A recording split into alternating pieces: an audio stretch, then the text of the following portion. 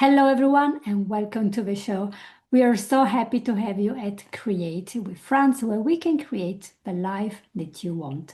And today we're going to talk about this problem that a lot of people have is when you have more than one problem in your life, when you feel like it's overwhelming, it's so much, it's a sea, you're drowning in this problem. You think, well, you know what? I can't get better. And everyone tells you, yeah, you can get better. You know, I'm an exception. I cannot get better because I got all these issues. And I'm here today to tell you that it's possible to get out of more than one problem. It is possible to feel better and it is possible to combat many issues. Sometimes this is very possible if you have faith in the Creator that put you here on earth for a purpose, and that was not to be miserable. And for this reason, I'm here to introduce you to Caroline Gutierrez, who will give you her story where she was dealing, since she was very young, with a difficult problem at school because she was diagnosed with ADHD. Then later on, she had an additional problem. She was hanging out with those people that don't really inspire you to do your best. So that was not helpful. And then later on, she even had another problem. There was alcohol in her life. And she felt, God doesn't love me. Nobody wants me. This is not going to get better. But eventually she found the answers. And eventually she joined university. She became a student nurse. And very recently she went to a very special volunteering trip with the Mercy ships, which are very, very big ships, humongous things. They have hospital wards, doctors, student nurses, and they are there to help people in need to have a healthcare that most people in the world, 70% people of the world, cannot have. So this is an amazing journey, and it will show you that faith can make things possible. Hard work is also there, therapy is there, professional help, but God is also there. So hello and welcome to the show, Caroline. So help me to know what was going on exactly, because I know a little bit from your biography, but I want to know a little bit, and I want to start from when you were very young and you were going to school and there was this problem there that then turned out to be ADHD. What was actually going on? Mm. Yeah, hi Franz. Thank you for having me. I'm happy to be here. From the well, do you want me to speak about ADHD and the addiction or just ADHD? That would be ADHD. Okay. So, I remember it being very prominent since I was very young. When I was in preschool, I was always getting in trouble, and my parents thought that it was because I just wasn't listening and I willingly was going against the instructions I was told. But actually, come to find out, in second grade, I was diagnosed with ADHD, pretty severe. And so we started a medication, and that seemed to help. And then in middle school, we started another medication. And I think at first it just manifested as I was speaking before, the inability to listen. And I didn't know it then, but it was that my mind was on so many different things at once that I couldn't hear the instructions and really digest what they meant at the time they were given. So that's why I was getting in trouble so much. And my parents even made me like a reward chart if I was good every day of the week. And so that's kind of how it manifested when I was young. And then in I would say college is when I noticed my ADHD kind of come to light again. I always had it, but I was medicated all throughout middle and high school. And then in college, you're by yourself and you're managing this new huge workload.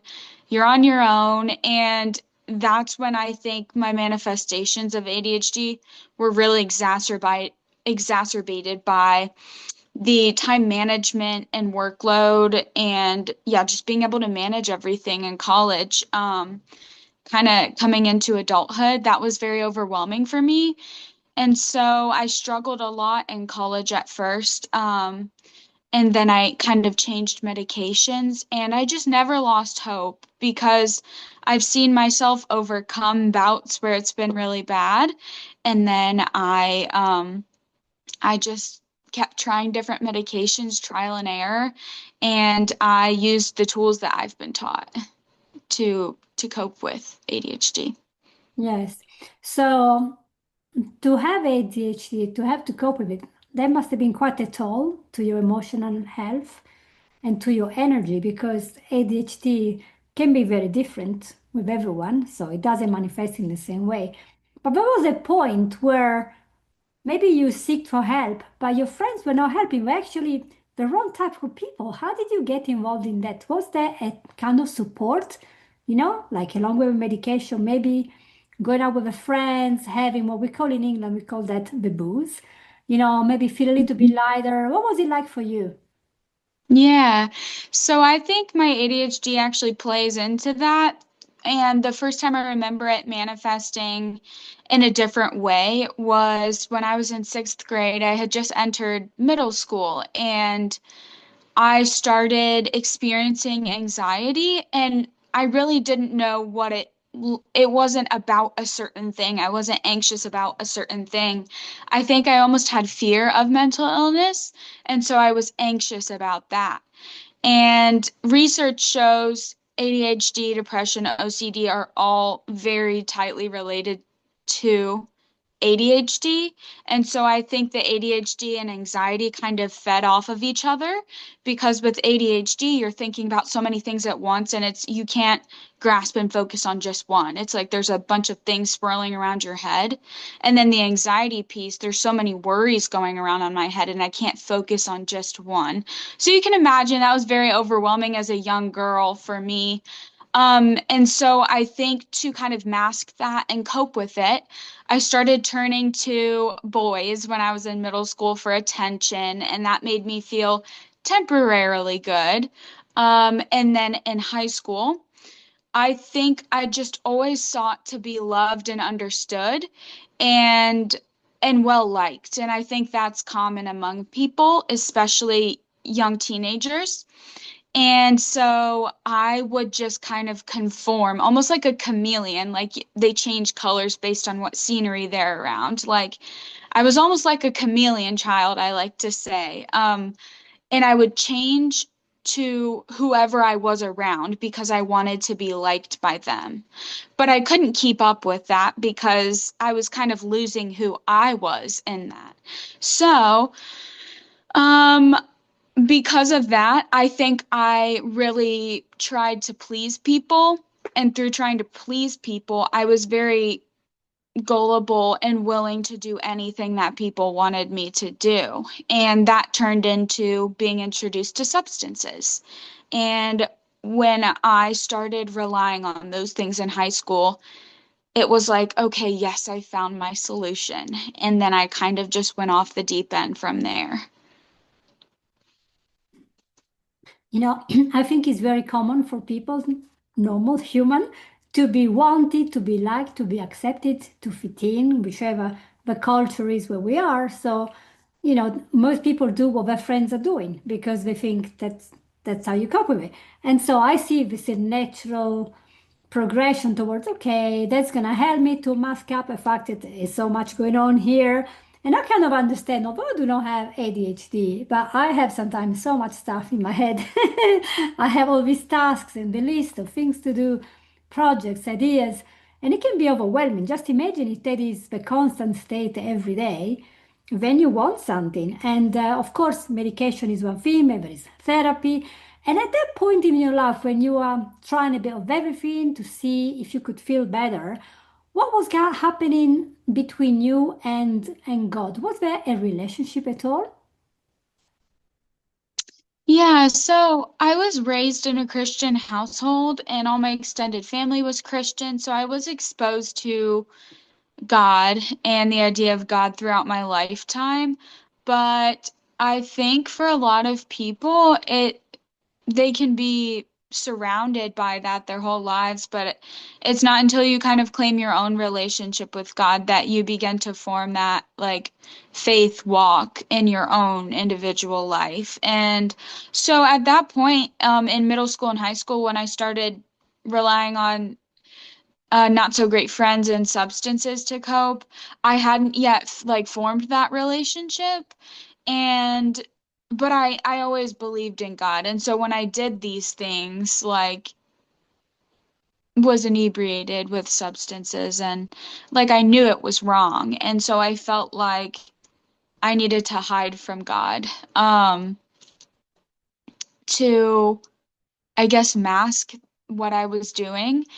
And now I know that, like, I mean, he always saw through that, but um, I think at that point in my life, I didn't really have much of a relationship with God other than I believed in him and I knew what I was doing was wrong. So I was going against his will for me. And so that made me feel kind of um, guilty a lot of the time. So I tried to hide. Mhm. As if it were possible, to go and hide. And because he can see everything and he can read our thoughts, he created us. It's a bit like when your child goes there and he's stolen something from a fridge and they're trying to hide it because all the signs there, you as a parent, you're like, haha, he's a 3-year-old. We know what they have in their mind. We can now just imagine God, how much better he is. And he's like, come on, come on. And we're like, oh, I'm not going to tell you. And we feel a bit like that, don't we? So here's my question. There must be a point where you started to point your ship in a different direction. What was happening then that made you change your ways? Yeah, so when COVID hit, I was in 11th grade. And no, I was in 10th grade. So my second year of high school. And that was an isolating time for a lot of people, I think. And for me, it was the perfect opportunity to be drinking all of the time. And I was living at home because we couldn't really go anywhere.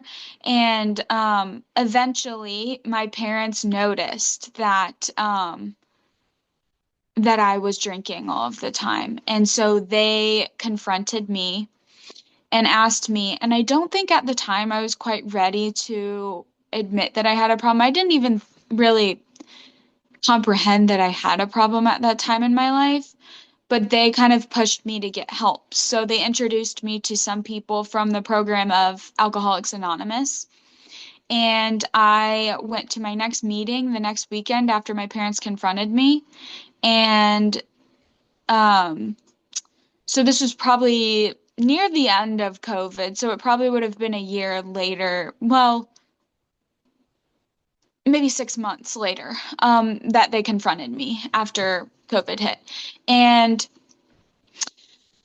I went to my first meeting and I met my sponsor, who is still my sponsor today. And she just told me a little bit about herself, and I learned a little bit about the program, but I still didn't really understand that I had a problem. And I felt like I was kind of doing it for my parents because I lived under their house, and so I was supposed to do what they said. And then months later, probably 9 months later, I had a relapse. And after a few weeks, I just like hit a rock bottom, an emotional bottom, I would say, when I realized like the weight of my actions and what I was doing and how many relationships I was tearing apart in my life, my relationship with God, most importantly, my family, and like at the core, I had lost who I was through it. And I think in that bottom, I realized I want to know who I am. And I know there's more to life. I want to find it. And I don't want to have to rely on this substance because I know there's so much more. And so I went back to the program and I told that same lady, my sponsor, what happened. And we started again. We started working through the 12 steps again. And I have been sober ever since then, going on 5 years. Um, and through that, I found my relationship with God through that program, through the love that others were giving me so freely, and the help that they'd been given to get sober, they were giving to me. And I think through that love, that just showed me the love of God through people. And I can't even tell you exactly what that turning point looked like, but I just remember walking out of a meeting one day and everything around me was brighter and I could like hear nature around me and notice things in the present more. And I know that sounds kind of like something out of a movie, but it was so true. My awareness of the world had turned from an inner selfish perspective to an outward focused, beautiful service oriented world. And that is when I think things kind of started to turn around for me. How wonderful. And it's a bit like one of these Hallmark movies when you come out of some situation and everything is shining. But that's the thing. I mean, I did hear from quite a few people that I've interviewed that had the same issue as adults, that it was dampening their spirit. They couldn't feel anything. And therefore, because they couldn't really feel, because that's what alcohol does, they couldn't feel Mhm. God and His Spirit and His revelation. And then as you start lifting this cloud, you start realizing, oh, wow, I got this huge potential. There is hope. And I think that's something that lots of young generations sometimes have lost because, there's the vaping, there's the alcohol, the drugs, and it's all to, how do you say, to dampen these emotions. But we have, as humans, to understand emotions are part of life. We have to know how to self-regulate, how to Mhm. understand them. And alcohol, yeah, it makes you feel like, oh, but it's actually a very powerful stimulant. It's not just what the advertiser says. And I always say, if you think you need alcohol because it's so good for you, that's very resveratrol. It's in a very tiny amount and it's containing all the fruit and vegetables.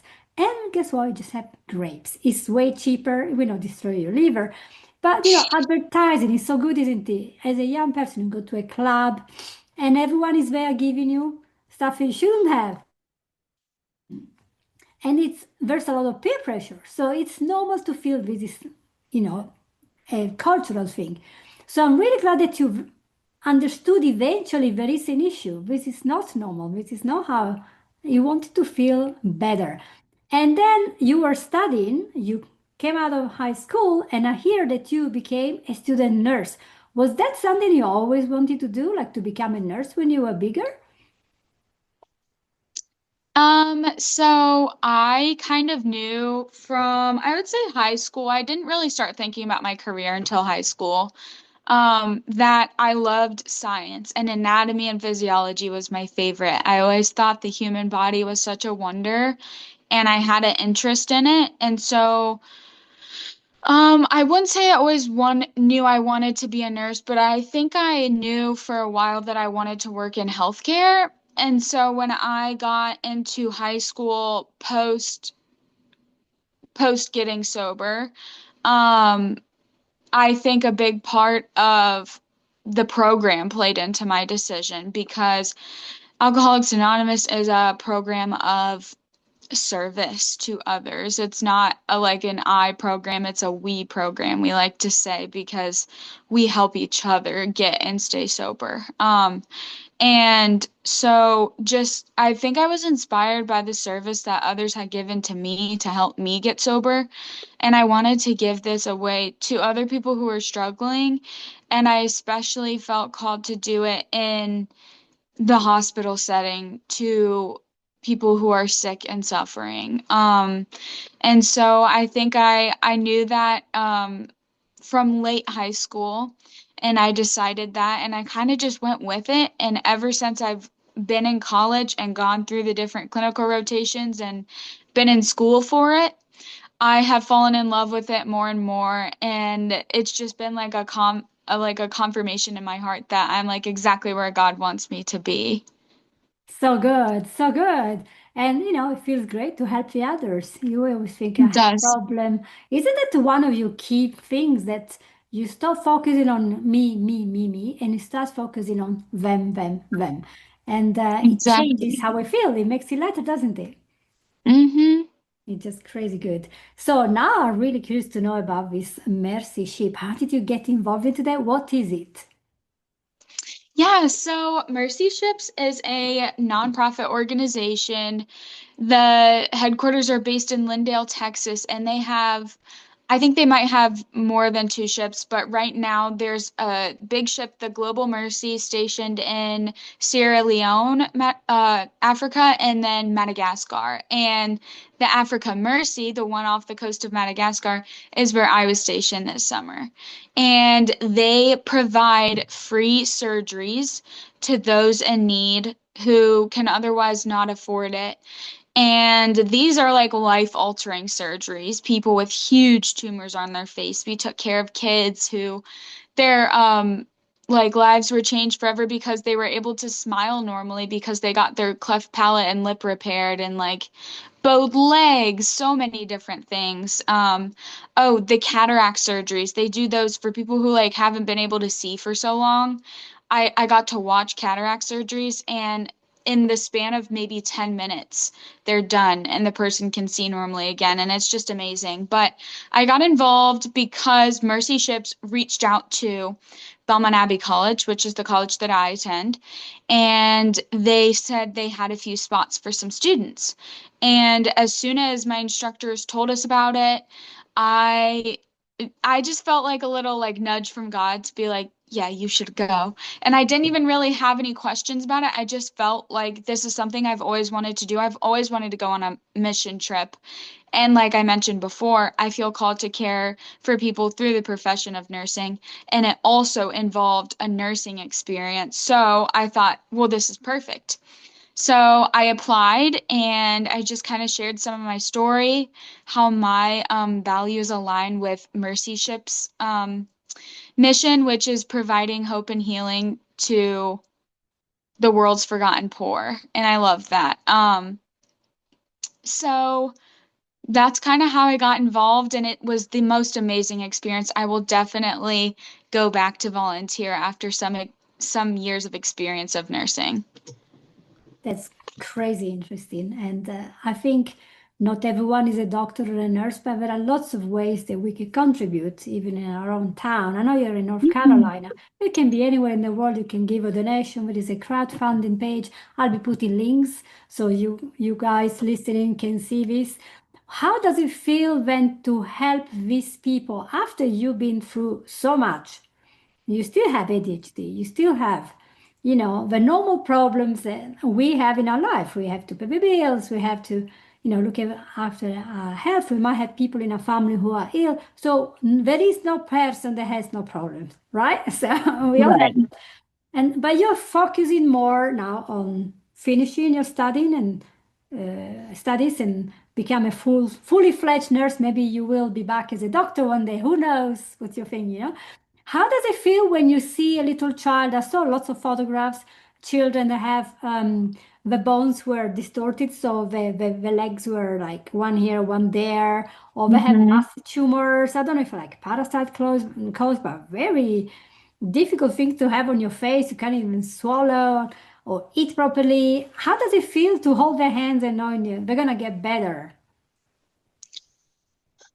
You know, that's a really hard question to answer because when I was walking alongside those people, I didn't even really know how to feel myself, other than so honored to be able to help these people because they did not ask to be born with these deformities. And I think everyone deserves help. And so to be able to be that for people was such an amazing experience. And I think too, I felt honored because God calls us to be his hands and feet through providing healing and hope and help to those who cannot otherwise provide it for themselves.